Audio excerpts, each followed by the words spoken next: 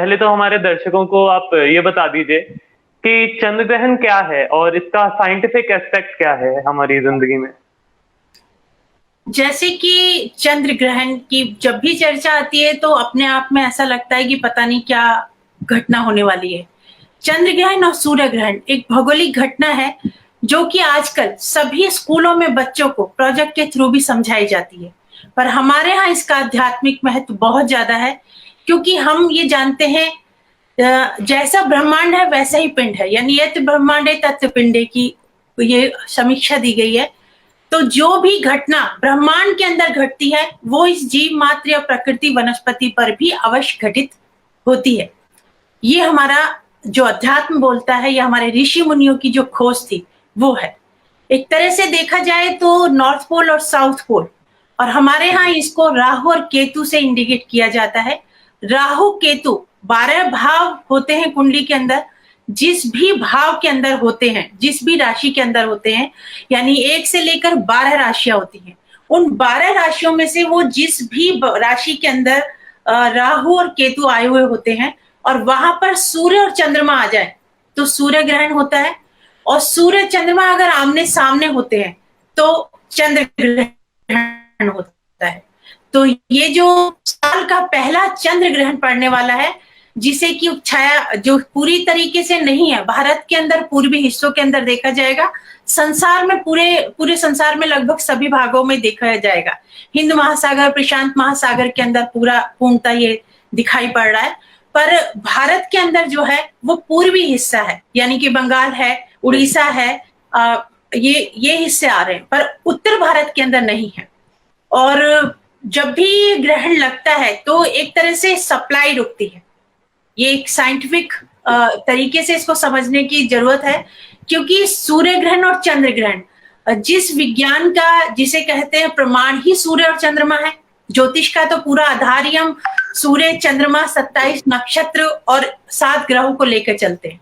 इन्हीं पे हमारी स्टडी होती है, और वो किस तरीके से प्रकृति को, व्यक्ति को प्रभाव दे रहे हैं, ये एक तरीके से ज्योतिष समझाता है।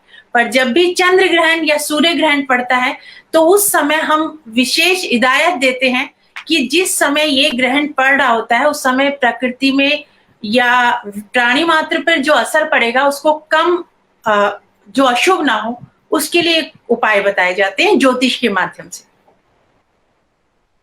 जी, तो मैं जानना चाह रहा था कि अलग अलग लोगों पर इसका कैसे अलग अलग प्रभाव पड़ता है। जैसे कोई बच्चे हैं, बुजुर्ग हैं, घर में गर्भवती महिलाएं हैं, तो देखिए, कैसे अलग अलग। हाँ, चंद्र ग्रहण और सूर्य ग्रहण, जैसा कि मैंने अभी आपको बताया कि एक भौगोलिक घटना है।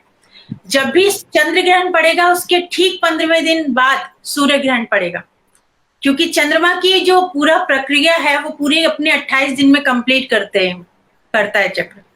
सूर्य महीना 30 दिन का होता है, चंद्रमा महीना 28 दिन का होता है। तो ये तकरीबन 15 दिन के आसपास में ये ग्रहण जरूर पड़ता है। ये जैसे पहला ग्रहण माना जा रहा है साल का, क्योंकि हमारा चैत्र माह से मास शुरू होता है। पूरे साल भर में 4 ग्रहण पड़ेंगे, जिसमें अगर अब जो पड़ रहा है ये 26 मई को पड़ रहा है, तो इसका जो सूर्य ग्रहण पड़ेगा वो 10 तारीख को पड़ेगा, क्योंकि यहाँ 5 दिन लगा लीजिए और वहां 10 जो है जून को पड़ रहा है। अब आपने पूछा कि इनका किस पे कैसे कैसे असर पड़ता है। जिस भी नक्षत्र के ऊपर ग्रहण पड़ता है, विशेषतः वो नक्षत्र इफेक्ट ज्यादा होता है, और ये पूरे एक्सिस पे होता है। राहु केतु के राहु पे अगर सूर्य है, ये क्योंकि इस समय ये जो ग्रहण पड़ रहा है इसमें राहु और सूर्य एक राशि वृषभ में है और चंद्रमा वृश्चिक राशि के अंदर है। तो चंद्र ग्रहण है तो वृश्चिक राशि वालों के लिए ये काफी अशुभ माना जा रहा है, क्योंकि जिस राशि के ऊपर ग्रहण पड़ेगा उसका जो नक्षत्र होता है, क्योंकि उसमें 2.25 नक्षत्र आता है, पर विशेषता हम वही नक्षत्र लेते हैं जिस राशि के ऊपर ग्रहण, यानी 180 डिग्री पे सूर्य चंद्रमा आपस में होंगे। तो अनुराधा नक्षत्र जिनका है, वृश्चिक राशि है, उनके लिए विशेषकर काफी अशुभ रहेगा, शारीरिक दृष्टि से भी, मानसिक दृष्टि से भी और आर्थिक दृष्टि से भी। जिस तरीके से अगर इस पीरियड के अंदर अनुराधा नक्षत्र है, वृश्चिक लगन या राशि वाले व्यक्ति हैं, अगर वो बीमारी से जूझ रहे हैं तो इस समय उनकी हालत थोड़ी खराब रहेगी। तो इसमें स्त्री भी आती हैं, बच्चे भी आते हैं। तो स्त्री अगर गर्भवती है तो उस समय उसके साथ साथ बच्चे पे भी उस ग्रहण का असर पड़ता है। तो इन ग्रहण के असर को कम करने के लिए ज्योतिष में उपाय भी साथ साथ बताए जाते हैं कि आपको क्या करना चाहिए, क्योंकि ये जी डायरेक्ट लाइट हमें सूर्य चंद्रमा से मिलती है, जिससे ये पूरी सृष्टि चलती है। ज्वार भाटा चंद्रमा के कारण आता है, ये सभी जी को पता है। तो हमारी बॉडी जी के अंदर 70% से अब पानी है, तो हम पे भी इफेक्ट पड़ेगा ही पड़ेगा। ये साइंस हाँ जी हमारे ऋषि मुनियों ने इसकी पूरी पूरी एक तरह से स्टडी की और हम सबके सामने ये तथ्य कहे कि किस तरीके से ये इफेक्ट करके चलेगा ह्यूमन बॉडी के ऊपर।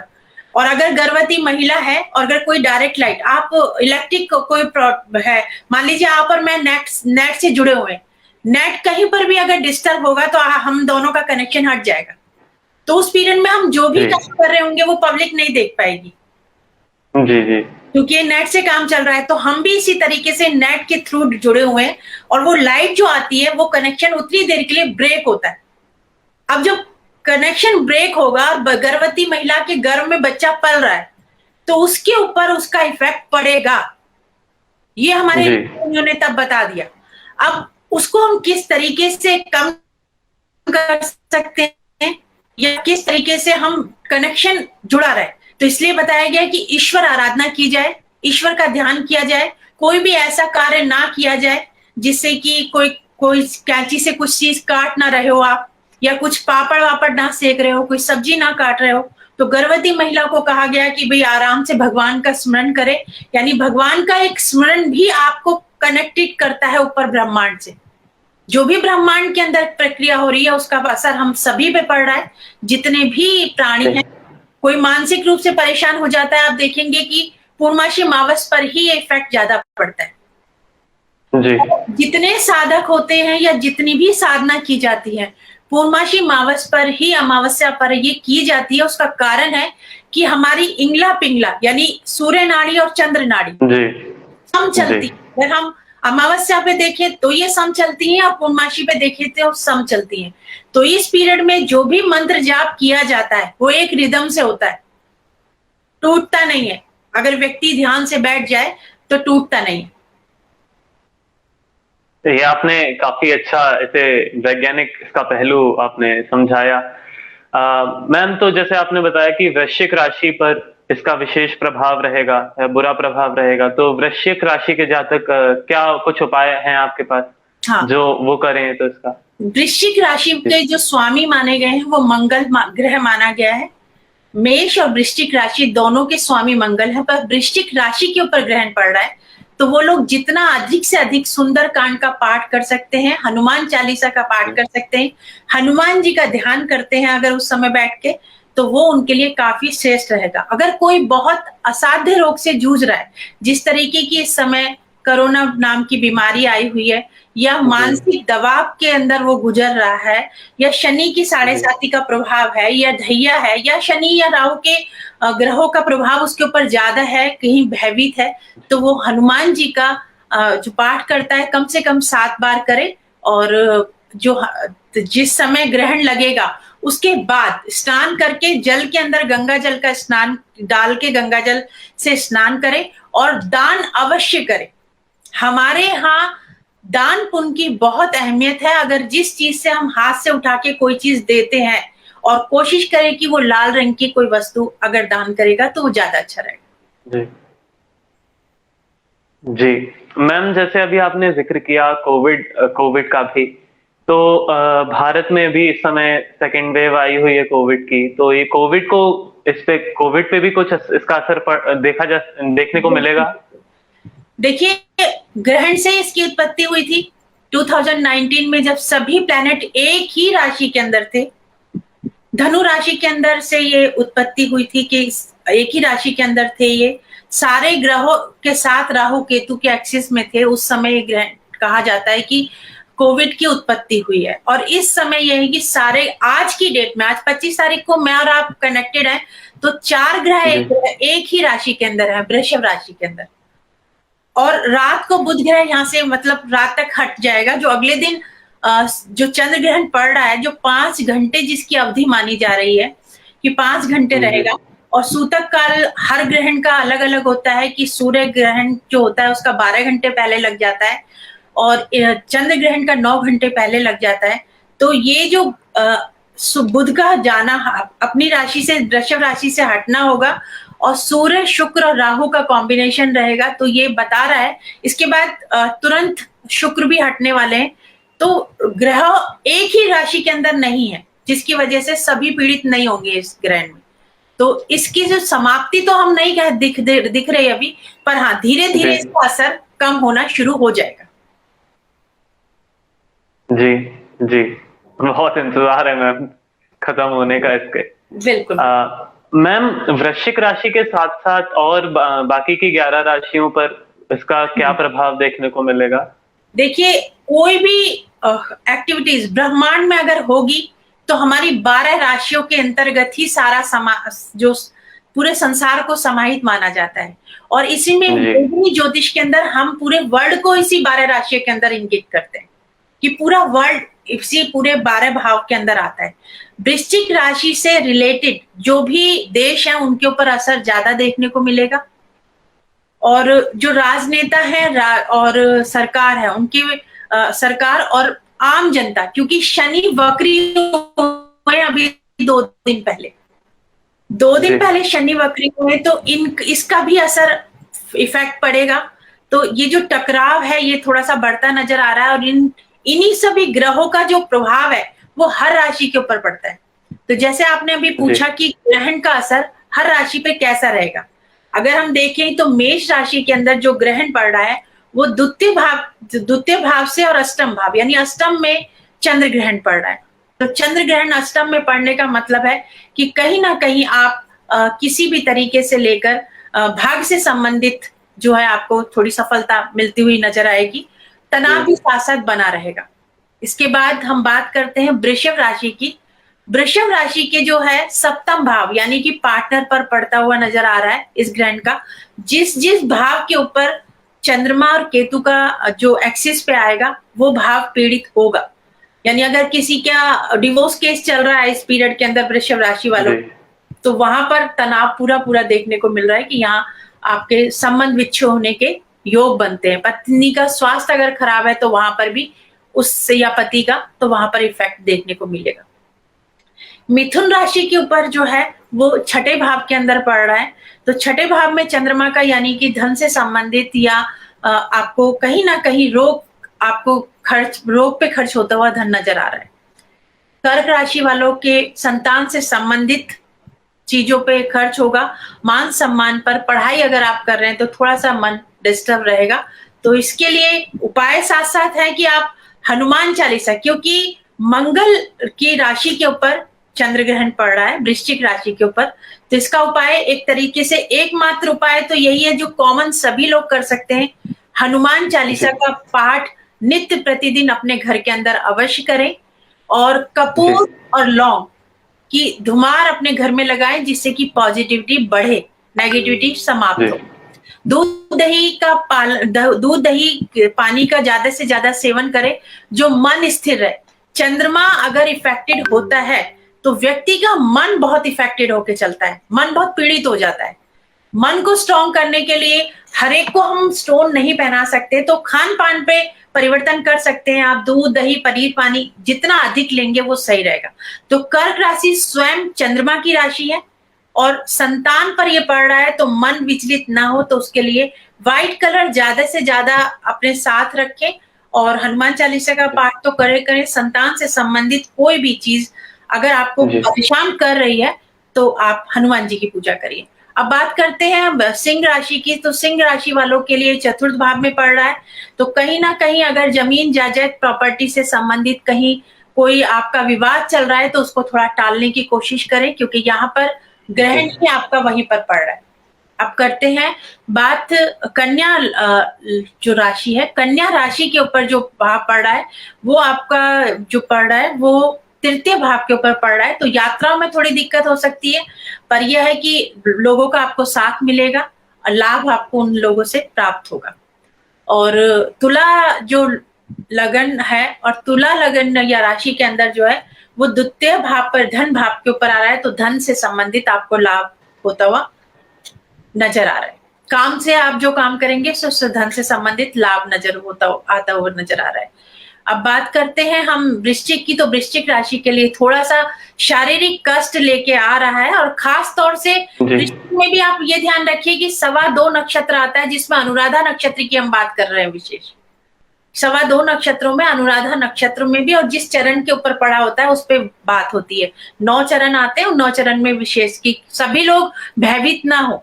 ग्रहण सिर्फ वो नहीं करता, ग्रहण का समय उपयोग भी कर सकते हैं। अगर एकाग्र मन करके अगर ईश्वर से लिंक अप किया जाए या ध्यान मेडिटेशन करते हैं तो उसका लाभ ले सकते हैं। तो वृश्चिक राशि वाले अगर शारीरिक लाभ चाहते हैं तो ये कार्य अवश्य करें, ईश्वर से कनेक्टिविटी का जोड़ने का प्रयास करें। और अगर शारीरिक कष्ट अत्यधिक अधिक है तो आप कांसे की कटोरी में घी रखकर, और आप अगर हनुमान जी का पाठ करते हैं, किसी का भी जो भी आपके इष्ट है उनकी आराधना करते हैं, ग्रहण के उपरांत उसके अंदर अपना मुख देखकर दान कर दे तो आपका शारीरिक कष्ट अवश्य दूर होगा। अब बात करते हैं धनु राशि की। धनु राशि के अंदर 12वें भाव के अंदर जो योग बन रहा है वो ग्रहण योग का बन रहा है। तो आपको किसी भी बात को लेकर अगर चिंतित है, व्यथित है, आपको चैन की नींद नहीं आ रही है, तो भी आप यही काम कर सकते हैं, रेड कलर की चीजों का आप दान करें तो आपको काफी श्रेष्ठ रहेगा। दूध दही पानी का सेवन अधिक से अधिक करें, जिससे कि आपका मन शांत रहेगा। अब बात करते हैं हम मकर लगन की। मकर में ये 11वें भाव में लाभ में बन रहा है, तो यहाँ पर लाभ होता हुआ, क्योंकि पार्टनर से कहीं ना कहीं लाभ होता हुआ आपको नजर इस कुंडली के हिसाब से जो भी मकर लगन की राशि वाले हैं उनके लिए रहेगा। और कुंभ राशि के लिए लगन में ही गुरु आए हुए हैं, और तो ये आपको लाभ देता हुआ कर्म से संबंधित है। और लास्ट राशि होती है मीन राशि, इसके लिए सम स्थिति है, क्योंकि भाग्य के अंदर ग्रहण का योग बन रहा है, तो यहाँ पर सम स्थिति है। फिर भी सभी के लिए है कि ग्रहण में जितना दान पुण्य करें उतना अच्छा रहेगा, और स्नान गंगा जल डालकर अवश्य करें ग्रहण के उपरांत शाम के समय, और चंद्रमा से के जब उदय होगा तब तक, क्योंकि उत्तर भारत के अंदर ग्रहण तभी समाप्ति काल के बाद ही ग्रहण चंद्रमा उदय हो रहे हैं, तो उत्तर भारत में इसका प्रभाव कम है। ये रही हमारी 12 राशियों की पे क्या प्रभाव है। जी जी, ये तो आपने सही कहा कि हम लोग ग्रहण का नाम सुनते ही डर जाते हैं। हाँ, हम लोग मतलब जब भी कोई खबर आती है ऐसे कि आज ग्रहण होना है तो हम लोग डर जाते हैं। बचपन में हमारे घर पे भी कहा जाता था कि बाहर मत निकलो, ग्रहण लग रहा है आज। तो मैं आपसे जानना चाह रहा था कि बेसिक एक प्रोटोकॉल क्या रहे कोई भी ग्रहण हो तो, मतलब घरों से लोग कहते हैं बाहर ना निकलें या खाने को ढक के रख दें, और ग्रहण के बाद धुलाई वगैरह भी होती है हम लोगों के यहाँ, तो क्या बेसिक प्रोटोकॉल है और ये क्यों? हाँ देखिए, किसी भी चीज का मतलब कहने का मैंने आपसे क्या कहा, डायरेक्ट लाइट हमें सूर्य और चंद्रमा से मिलती है। अगर वो अवरुद्ध हो रही है, रुक रही है, तो इसका मतलब उस समय नेगेटिव तत्व बढ़ जाते हैं। मान लीजिए घर में लाइट चली जाए तो एक पल के लिए अंधेरा हो जाता है, उस पल में जो कनेक्शन हटा, यानी पूरा ब्रह्मांड पूरी एक एनर्जी के साथ चल रहा है, वो एनर्जी अगर कुछ पल के लिए कहीं हटती है तो उसका इफेक्ट पड़ता है। तो खाने पीने की चीजों में तुलसा जी अवश्य डालें, दूर्वा यानी घास के पत्ते डालें, क्योंकि बुध का इससे रिलेटेड होता है। बुध जो है ठंडा प्लैनेट है, और तुलसा जी में औषधीय गुण है, तो वो जो भी अगर नेगेटिव प्रभाव होगा तो वो काटने में सक्षम है। तो खाने की चीजों में जो भी अगर बनी हुई रखी है तो उनमें आप तुलसा जी जरूर डाल दें, क्योंकि छोटे बच्चे हैं तो घर में ऐसा तो है नहीं कि कुछ बना हुआ नहीं रखा होगा, तो उसमें अगर तुलसा जी डालेंगे तो वो सही रहेगा। और ग्रहण के समय में बाहर ना निकलने का कारण भी यही होता था कि मन अशांत है, उसमें कहीं पर भी अगर किसी ने कोई बात कह दी तो मन के कारण कहीं क्रोध में आ जाना, या कहीं जैसे आज की डेट में एक्सीडेंट वगैरह आप देखने को मिलेगा कि गुस्सा एकदम से अचानक से आ जाता है। तो ग्रहण का असर इन मन पे अगर पड़ेगा तो वो हमारी 5 इंद्रियां इफेक्ट होती हैं। मन के हारे हार है और मन के जीते जीत। तो चंद्र ग्रहण सीधा इफेक्ट मन पे डालता है। मन जितना स्ट्रांग रख पाएंगे उतना हमारे लिए हितकर रहेगा, श्रेष्ठ कर रहेगा। तो इसीलिए ऐसा बोला गया कि खाने पीने की चीज में तुलसा जी डाल दीजिए। गर्भवती महिला है तो अपने पेट के ऊपर गेरू लपेट के रखें जिससे कि नेगेटिव प्रभाव ना पड़े, और बैठे सोए नहीं उस पीरियड के अंदर। ये जी प्रोटोकॉल है जिनको अगर फॉलो किया जाए तो हम नेगेटिव प्रभाव से यानी अशुभ प्रभाव से बच पाएंगे। और इस समय मूर्ति को छूना वर्जित होता है, पर मानसिक जाप जी बंद नहीं होता। मानसिक जाप के लिए कहीं पर भी मनाही नहीं है, आप बहुत पूजा पाठ कर सकते हैं, ध्यान लगा सकते हैं। जी मैं इसी पे आ रहा था। आपने भी बताया कि मूर्ति को छूना वर्जित होता है और सूतक लग जाता है, मंदिर के द्वार वगैरह बंद हो जाते हैं। ये क्यों होता है? यही कि कहा ना कि जिस समय कोई भी चीज कष्ट में है, हमें पता है पावर कट होने वाली है, ये हमें जी मैसेज आ जाता है अगर कहीं पावर कट होने वाली होती है। आज ये सुविधा हो जी गई है कि आपके इलाके के अंदर इस समय से इस समय तक पावर कट रहेगी, तो आप जो भी जी काम करना है आप पहले कर लीजिए, उसके उस समय नहीं किया जाएगा। तो ये वही है कि सूतक लगना यानी इतने समय पहले से सूचना हो जाती है कि ऐसा होगा। तो हर समय हम एक तरह से देखा जाए तो ईश्वर से ही आराधना करते हैं, या मंदिरों के द्वार खुले जी होते हैं तो पहले काम यही हुआ करता था। तो ये कहा दिया कि इस समय मंदिरों के द्वार बंद होंगे, आप अपने मन के द्वार खोलिए, ईश्वर से कनेक्टेड होइए डायरेक्ट। जी। तो मैम, इस समय मूर्ति पूजा वर्जित होती है और हम जप कर सकते हैं। हाँ बिल्कुल, तो मानसिक तो बहुत ज्यादा कर सकते हैं। तो मैम, कुछ ऐसा भी योग होता है कि मतलब ये शुभ होता है जप करने के लिए, या फिर एक विकल्प के रूप में, मूर्ति पूजा के विकल्प के रूप में हम मंत्र का जाप कर सकते हैं, या इससे कोई विशेष लाभ होता है? विशेष लाभ होता है, जो मैंने कहा कि इस समय का उपयोग साधक बहुत अच्छी तरीके से कर सकते हैं। हमारी बॉडी में इंगला पिंगला सुषुम्ना 3 नाड़ी जी मानी गई है, और चंद्र नाड़ी और जी सूर्य नाड़ी का विशेष महत्व है, जो कि हम जी जी। अनुलोम विलोम आजकल प्राणायाम सभी कर रहे हैं। आज सब अपनी प्रकृति की तरफ लौट रहे हैं, तो सबको पता है। हाँ चंद्र नाड़ी और सूर्य नाड़ी यानी जो राइट में है वो हमारी जो है सूर्य नाड़ी है, और लेफ्ट में चंद्र नाड़ी है। ये सम स्थिति में होती है, क्योंकि सूर्य चंद्रमा 180 डिग्री पे होते हैं तभी ग्रहण लगता है। पूर्णमासी पर ही ग्रहण लगता है। बैसाख मास की है, बुधवार पड़ रहा है, बुधवार पर के दिन अगर पूर्णिमा पड़ती है तो उसको बुध पूर्णिमा के नाम से जाना जाता है। और बैसाख माह है जिसके अंदर हम दान पुण्य अधिक करते हैं। पानी का दान काफी जी श्रेष्ठ माना गया है इस पीरियड के अंदर, क्योंकि जी बैसाख का माह है। और सूर्य और चंद्रमा 180 डिग्री पर अगर होते हैं, जब होते हैं तो हमारी जो इंगला पिंगला नाड़ी है और ये चंद्र नाड़ी सूर्य नाड़ी सम स्थिति में होती है। इस समय किया हुआ जाप बहुत ज्यादा फल देता है और हमारा मन एकाग्र होकर लग पाता है। तो साधक इसका उपयोग अवश्य करते हैं, और जो भी कोई मंत्र सिद्धि भी करना चाहते हैं, पूजा पाठ करना चाहते हैं, तो ये वो पीरियड है जिसका लाभ उठा सकते हैं। कोई भी यंत्र सिद्धि का भी इसी पीरियड के अंदर मुहूर्त माना गया है। हनुमान चालीसा के अलावा भी कोई ऐसा खास मंत्र जो इस समय लोगों को जरूरत, मतलब जो फल दे? हाँ, इस समय की जी जो सिचुएशन चल रही है, कोविड का समय है, महामारी का जो समय चल रहा है, इस समय अगर महामृत्युंजय का जाप किया जाता है, बहुत लंबा जी होने की वजह से बहुत से लोग नहीं जानते। वैसे तो ज्यादातर आप कैसेट लगा के सुन के उसको बार बार रिपीट करके कर सकते हैं, पर अगर नहीं जानते तो पंचाक्षरी ओम नमः शिवाय मंत्र का जाप भी अगर बैठ के कोई साधारण से साधारण व्यक्ति भी अगर करेगा तो अपने घर से जी इस भयंकर बीमारी को दूर करने का जो वो प्रयास कर रहा है उसमें वो सफल हो पाएगा। जी, ये आपने बहुत अच्छा मंत्र बताया। ऐसे में काफी लोग होंगे जिनके परिजन अभी लड़ रहे होंगे किसी न हॉस्पिटल के अंदर किसी। है, जी अगर वो किसी भी इस तरीके की विविधा में है, दुविधा में है, तो इस समय का लाभ का, इस मौके का लाभ अवश्य उठाएं। और ये पूजा, इस जी पूजा की हुई बहुत बार पूजा करने के से भी असंख्य का लाभ मिलता है। जी। मैम, आप भविष्यवाणियों के लिए भी जानी जाती हैं, तो मैं आपसे ये जानना चाह रहा था कि अभी आपने जैसा बताया कि आने आने वाला अभी सूर्य ग्रहण भी आने वाला है, तो मैम ये किसी किसी तरह के संकेत दे रहे हैं? जैसे शनि वक्री हुआ है अभी 2 दिन पहले, हमने उस पर भी कवरेज की थी हमारे चैनल ने, तो कुछ संकेत दे रहा है ये? हाँ देखिए, ये जो ग्रहण स्थिति है साल में हर बार पड़ती है। ज्यादा से ज्यादा 7 ग्रहण पड़ सकते हैं, और इस बार 4 ग्रहण पड़ रहे हैं। और जब भी ग्रहण पड़ता है, कोई भी चंद्र ग्रहण अगर पड़ा तो उसके ठीक 15वें दिन सूर्य ग्रहण पड़ेगा।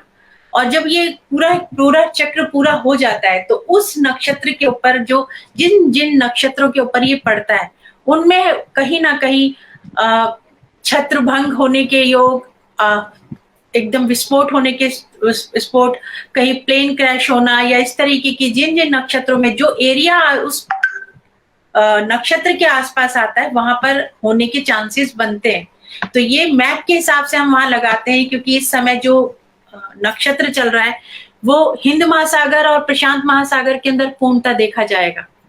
और उसके आसपास जैसे इंडोनेशिया है, जापान है, और दक्षिण कोरिया, इन एरियो के अंदर ये ग्रहण का असर ज्यादा देखने को मिलेगा। वहां पर राजनेता या राजनीतिक उथल पुथल या इस तरीके के प्रभाव रहेंगे। और भारत के उत्तरी भाग में, वो उत्तरी भाग में नहीं रहेगा पर पूर्वी भाग में रहेगा, बंगाल है, उड़ीसा है, और इस तरीके के जो इस साइड पड़ रहे हैं, अरुणाचल इस तरफ पड़ेगा, आसाम की साइड, वहां पर ये इफेक्ट बहुत अधिक देखने को मिलेगा। जिधर भी ग्रहण की ये तो उपछाया ग्रहण है, जहां पर भी इनका प्रभाव होता है, वहां पर हम जो पहले भविष्यवाणियां करते हैं या पत्रों में, हमारे पंचांगों में पहले से इंगित हो जाती है कि यहाँ यहाँ इस समय तनाव की स्थिति होगी। जैसे कि इस समय अगर हम देखा जाए तो हमारे प्रधानमंत्री हैं नरेंद्र मोदी, उन्हीं की ही वृश्चिक राशि जो लगन पड़ती है, राशि भी है, और अनुराधा नक्षत्र पड़ते, उनकी छवि पे कहीं ना कहीं इफेक्ट पड़ता है, या हेल्थ पे या स्वास्थ्य पे कहीं ना कहीं असर होता हुआ नजर आ रहा है। जी जी। मैम, आपने कहा कि दान अवश्य दें, सभी राशियां हनुमान चालीसा पढ़ सकती हैं और दान अवश्य दें, और आपने बताया कि जल का दान करना इसमें सबसे अच्छा माना गया है। और क्या क्या चीजें हो सकती हैं मैम, दान जिनका करना शुभ रहेगा? देखिए, इस समय मेरा कहने का मतलब तो दान से मतलब है जरूरतमंद को जिस चीज की जरूरत हो वो आप अवश्य दान करें। अगर हम जल कह रहे हैं तो ऑक्सीजन आज की डेट में, अगर आप पहले होता था कि जैसे ज्येष्ठ माह आता था तो लोग कहते थे खरबूजा, पंखा, मटका दान करना चाहिए, पर आज लोग मटका ना करके मयूर जग भी कर देते हैं, और जो सक्षम है वो फ्रिज भी कर देते हैं। जैसा भी जिस चीज की जरूरत है दान वो लगता है, ये नहीं कि हमें बस ये बोला हुआ है तो हमें यही दान करना है। तो दान में आप सफेद चीजों को आप लेके चल सकती हैं, जैसे कि आप आटा है, घी है, चावल है, ये सब आप दान कर सकते हैं चंद्र ग्रहण के अंदर। जी, आपने बिल्कुल सही बताया। आजकल हमारे देश को काफी जरूरत है, जिनके पास है ज्योतिष, जिनके पास नहीं है उन्हें दे सकते। तो हमारा धर्म जो हिंदू सनातन धर्म है, उसकी इच्छाया यही है कि जो समर्थवान है उसको बोला गया है कि चाहे किसी त्योहार के कारण, चाहे किसी अपने उत्सव के कारण, दान पुण्य का विशेष महत्व दिया गया है। जिनके पास है वो वितरित करे, जिनके पास नहीं है उनको मिल सके। तो हर माह में कुछ ना कुछ चीजों का उल्लेख किया गया है कि इस माह में ये दान करना चाहिए। बैसाख का, ज्येष्ठ का महीना पानी दान के लिए सबसे श्रेष्ठ माना गया, क्योंकि पानी इस समय नीड होती है, पशु पक्षियों की भी होती है, क्योंकि बारिश होती है, गर्मी बहुत ज्यादा होती है, तो इस समय उनको दान करना चाहिए। और पूर्णमासी है तो इस कर भी इन चीजों का दान अगर करते हैं तो वो श्रेष्ठ रहता है। अगर घर के अंदर किसी भी तरीके की परेशानी चल रही है तो आप एक छोटा सा यज्ञ भी कर सकते हैं पूर्णमासी वाले दिन, तो वो आपके लिए श्रेष्ठ रहता है। पर ग्रहण के उपरांत अगर ये चीज करी जाएगी तो वो ज्यादा सही रहेगी। जी, छोटे छोटे काम भी, अच्छे अच्छे काम भी कर सकते हैं, जैसे पक्षियों के लिए पानी रख दिया। बिल्कुल, पक्षियों को पानी रख दिया है, या किसी भी अपने आसपास निगाह दौड़ा के देखिए, जिसको अगर जरूरत है, बच्चा कोई छोटे बच्चा है उसको आप दूध का कर सकते हैं कि आप रेगुलर दूध भी उसको प्रोवाइड करा सकते हैं। जो स्ट्रीट डॉग्स हैं उनको आप खाने का, भोजन का प्रबंध कर सकते हैं, दूध रोटी दे सकते हैं। तो क्योंकि केतु के साथ ये योग बन रहा है तो वृश्चिक राशि वाले अगर ये करेंगे तो ये उनके लिए काफी सही रहेगा। जी मैम, मुझे लगता है मैंने हर विषय पे मतलब हर पहलू पे चर्चा हमारी हो गई है मैम, और समय भी होने जा रहा है। कुछ और भी आप बताना चाहेंगे हमारे दर्शकों को? यही है कि चंद्र ग्रहण हो चाहे सूर्य ग्रहण है, ये एक भौगोलिक घटना के साथ साथ आध्यात्मिक महत्व, पूरा लिए हुए होती है। और ज्योतिष वो एक विज्ञान है जिसके कारण हम जो भी ब्रह्मांड के अंदर घटना घटित होती है उसका प्रभाव जनमानस पर क्या पड़ रहा है, उस प्रभाव से उसके दुष्प्रभावों से कैसे बचा जा सकता है। एक ज्योतिषाचार्य उसको बहुत भली भांति से जीवन जीने की कला सिखाता है कि हमें इस पीरियड के अंदर क्या श्रेष्ठ करना चाहिए, जिससे कि 84 लाख योनि में अगर मानव जन्म आपको मिला है और आप समर्थवान है तो आप दान पुण्य अवश्य करें। गंगा स्नान करने का महत्व बताया गया था, क्योंकि गंगा में जड़ी बूटियों का मिश्रण आता था, तो जो भी कोई अशुद्धि अगर शरीर के अंदर है तो वो समाप्त हो जाती थी। पर लॉकडाउन है या कोरोना टाइम चल रहा है तो आप घर के अंदर ही पानी के अंदर गंगा जल डालकर दान अवश्य करें, तो उसका फल आपको अवश्य मिलेगा, क्योंकि नीडी पर्सन आपके आसपास ही होगा। आप ये मत सोचिए कि कहीं मंदिर या कहीं बाहर आप ढूंढे, आपके आसपास जिनको जरूरत है वो आप भी दान करेंगे तो ये भी काफी आपके लिए और आपके परिवार के लिए और आपकी सुख समृद्धि के लिए श्रेष्ठ रहेगा।